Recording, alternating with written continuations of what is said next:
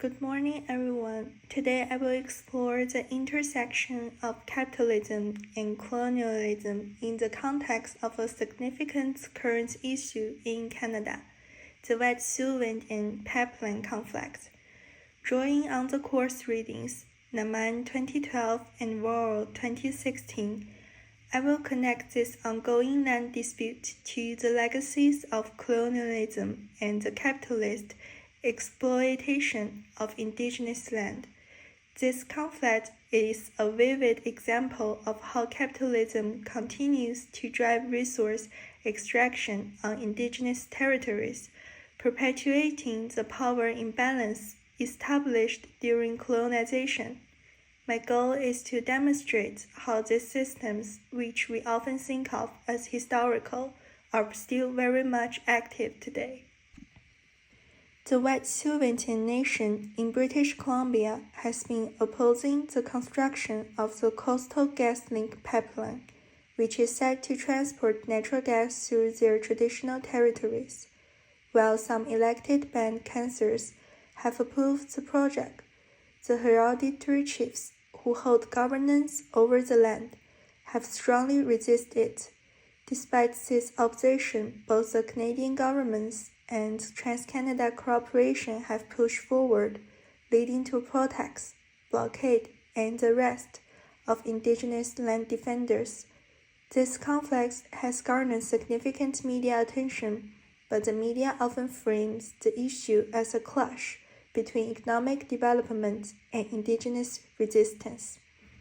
On one side, there are promises of job creation and energy independence, while on the other, Indigenous concerns are portrayed as obstacle to progress.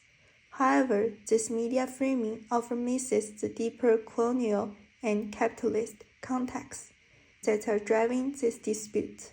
Let's begin by examining the capitalist forces at play.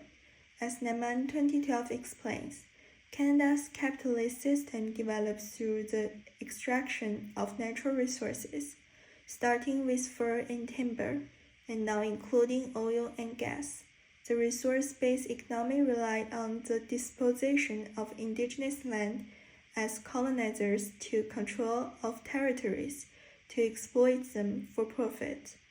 The Wet'suwet'en pipeline dispute is a direct continuation of this colonial capitalist dynamic.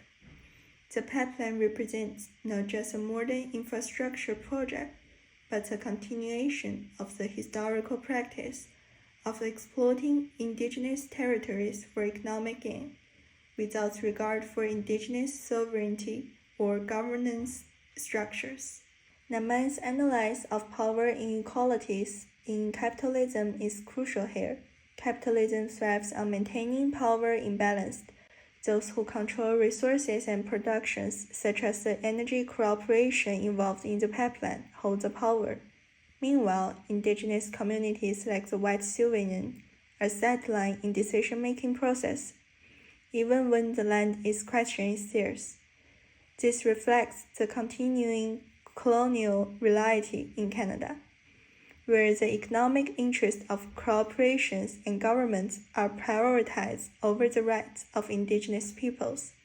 The government's support of the pipeline despite Indigenous opposition shows that economic growth, fueled by capitalist prioritized, is still placed above Indigenous land rights. Now let's look at the colonial legacy through Wall's 2016 lens. Wall describes how residential schools were used as tools of cultural annihilation, forcibly removing Indigenous children from their families to sever their ties to their culture and land. These systems, while officially ended, has left deep scars on Indigenous communities, contributing to what Wall calls intergenerational trauma.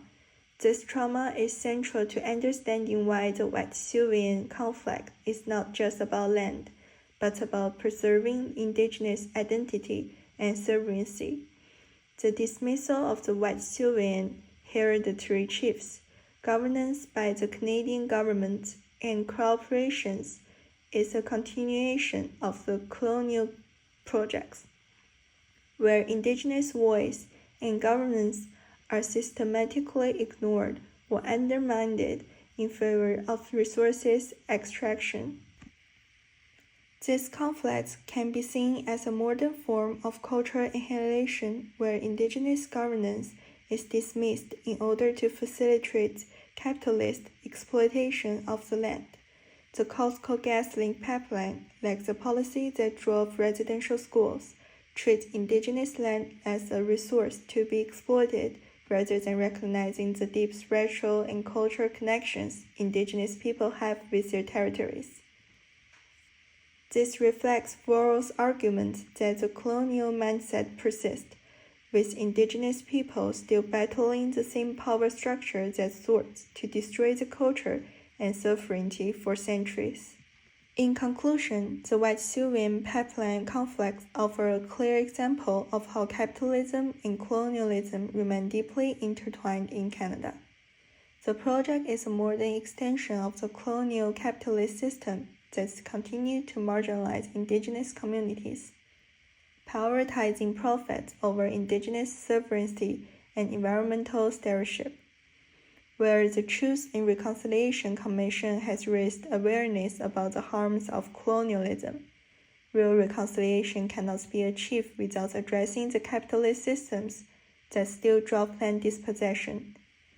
The White-Sylvan conflict challenges us to think critically about how deeply embedded these structures are, and what meaningful reconciliation might look like in a society that still values economic interest over indigenous rights. Thank you.